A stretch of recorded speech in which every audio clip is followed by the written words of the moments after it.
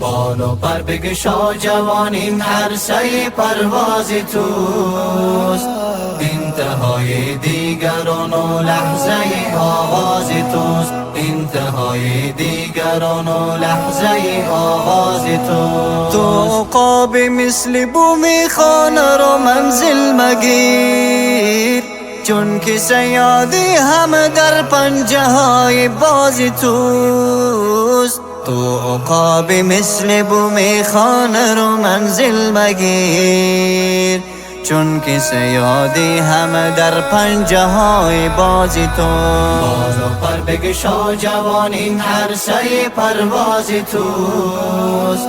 انتهای دیگران و لحظه آغاز توست. انتهای دیگران و لحظه آغاز توست. امت اسلام اسیر ظلم صفاکن شده، چشم امیدی همه بر عزم تاریخ ساز توست. امت اسلام اسیر ظلم صفاکن شده، چشم امیدی همه بر عزم تاریخ ساز توست. بال و پر بگشا جوان، این عرصه پرواز توست.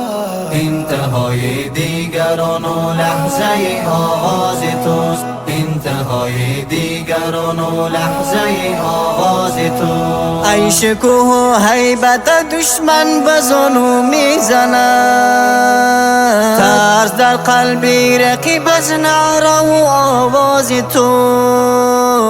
ای شکوه و هیبت دشمن بزنو میزند، ترس در قلبی رقیب از نعره و آواز توست. بال و پر بگشا جوان، این عرصه پرواز توست. انتهای دیگران و لحظه آغاز توست. انتهای دیگران و لحظه آغاز توست. وارثی وارسته فاروق و عثمان و علی، اندر این میدان قتیبه با اهل پیشتاز توست. وارثی وارسته فاروق و عثمان و علی، اندر این میدان قتیبه با اهل پیشتاز توست. بال و پر بگشا جوان، این عرصه پرواز توست. انتهای دیگران و لحظه آغاز توست. انتهای دیگران و لحظه آغاز توست. مرزهای کاذبی که ساختن در هم شکن، فکر تو برتر ز بلخ و کشمیر و شیراز توست.